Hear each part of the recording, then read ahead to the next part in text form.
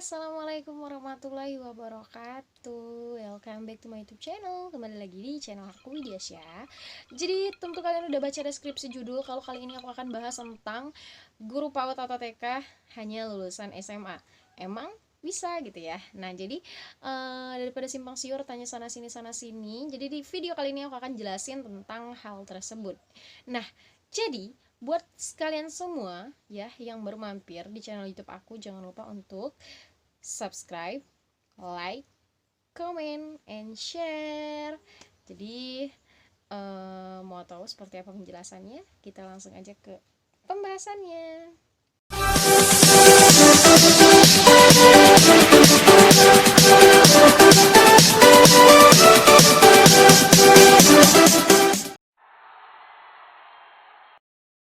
Nah, jadi untuk menghindari kesimpang siuran gitu ya, beberapa pertanyaan yang banyak mengenai tentang guru SMA gitu ya, guru hanya lulusan SMA untuk PAUD gitu ya.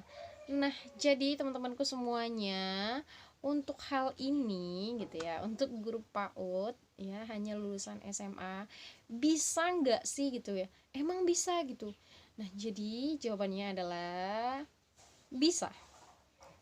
Kenapa kenapa saya katakan bisa gitu, karena pada dasarnya itu bergantung pada lembaga masing-masing gitu ya. Ada yang menerima untuk hanya lulusan SMA dan ada yang tidak ya.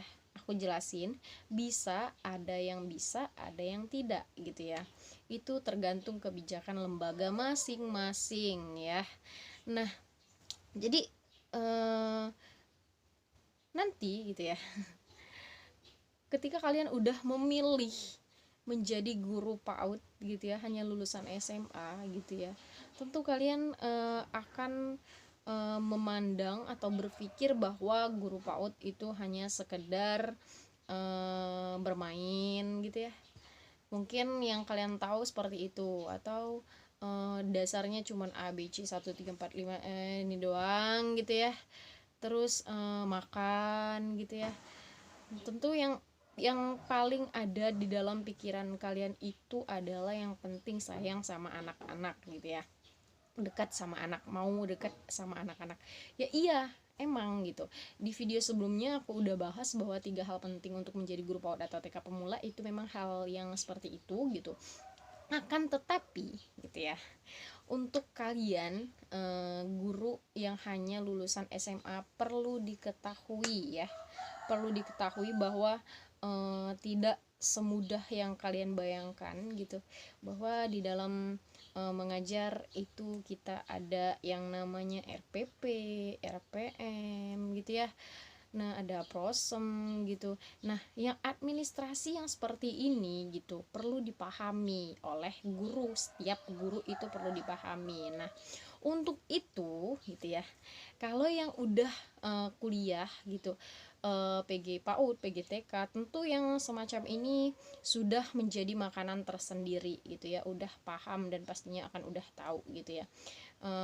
Dan secara umum juga gitu, yang basicnya guru gitu tapi bukan PG PAUD ataupun PG TK, sedikit banyaknya mereka udah punya bekal teori gitu ya, yang seenggaknya mereka udah paham, gak salah mengaplikasikan gitu dalam mengajarkan anak dasar-dasarnya itu. Contohnya saja PGSD itu mereka tentu belajar psikologi anak itu belajar gitu ya, dan jenjang dasarnya itu kelas 1 itu masih sedikit sama gitu, sedikit ya dengan TK gitu ya, enggak yang terlalu tinggi gitu ya. Nah jadi dan untuk guru umum, guru aja gitu, mereka udah belajar gitu tentang anak-anak itu pasti, dunia anak itu pasti ada belajarnya gitu ya. Nah RPP itu biasanya udah tahu nih kalau di sekolah udah ada RPP. Nah untuk yang non basic sama sekali gitu ya, non basic sama sekali, bukan dari guru sama sekali gitu, contoh nih kuliahnya ekonomi misal, atau kuliahnya apa gitu, dan ini ada gitu, yang terjadi itu ada yang bisa yang menjadi guru PAUD atau TK itu ada yang bukan basicnya sama sekali di guru itu, memang ada gitu. Nah ini nih yang jadi masalah gitu ya, yang akan ditakutkan gitu. Kalau saya pribadi sih yang saya takutkan adalah ketika seseorang itu mengajar tidak sesuai dengan yang seharusnya gitu ya, tidak sesuai pada bidangnya, itu nanti takutnya ada kesimpang siuran gitu ya, atau salah salah apa ya, salah mengaplikasikannya gitu ya. Nah jadi gitu, buat kalian gitu ya, baik guru lulusan SMA, guru non basic gitu ya, jadi pintar-pintarlah gitu ya, karena zaman udah canggih gitu ya, informasi itu banyak, dari mana aja kalian bisa belajar.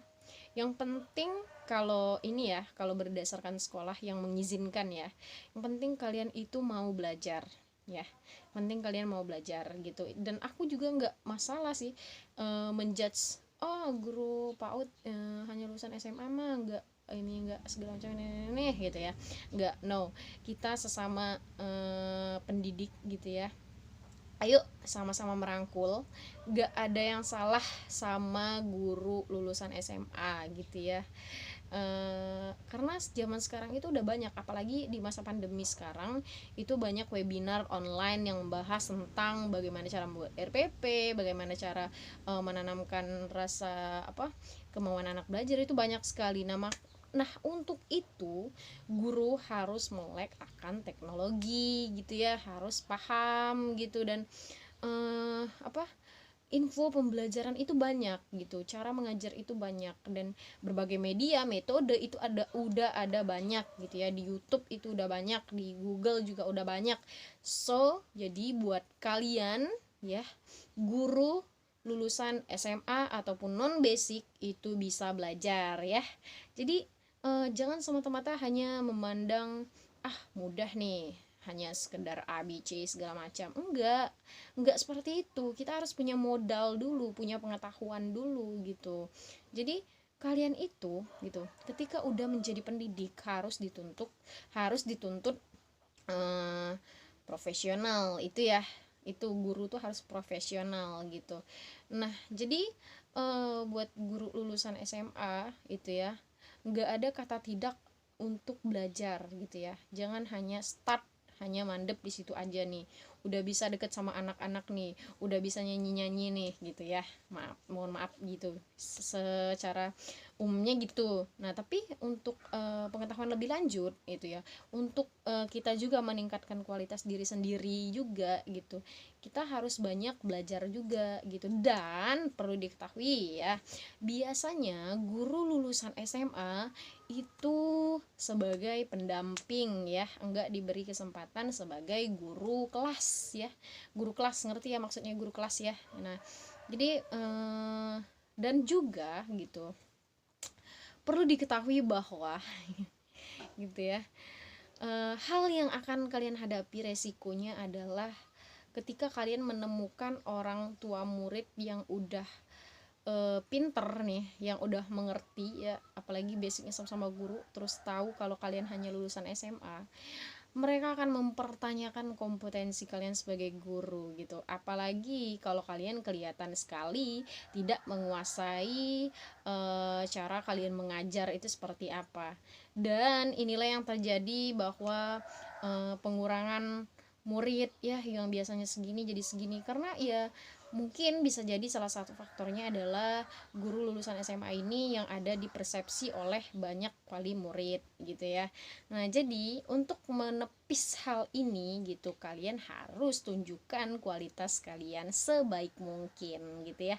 Dan ada banyak pelatihan-pelatihan untuk guru gitu ya, ini diikutin, jangan gak diikutin gitu ya. Semakin Anda banyak belajar, semakin berkembang pula untuk diri Anda sendiri. Di video kali ini ya, untuk guru lulusan SMA gitu ya dan non basic itu, tetap semangat, jangan dengerin omongan orang-orang tentang kalian. Yang penting kalian punya kemauan, terus mau belajar dan belajar dari manapun itu dan apapun itu ya. Dan gak ada salahnya jika punya rezeki dan ada rezeki, kalian bisa melanjutkan pendidikan kalian ke jenjang yang lebih tinggi, dan itu sangat baik untuk kalian sendiri. Oke, terima kasih. Di video kali ini saya Widya Syaputri, jangan lupa untuk subscribe, like, comment, and share. Semoga bermanfaat. Saya akhiri. Wassalamualaikum warahmatullahi wabarakatuh.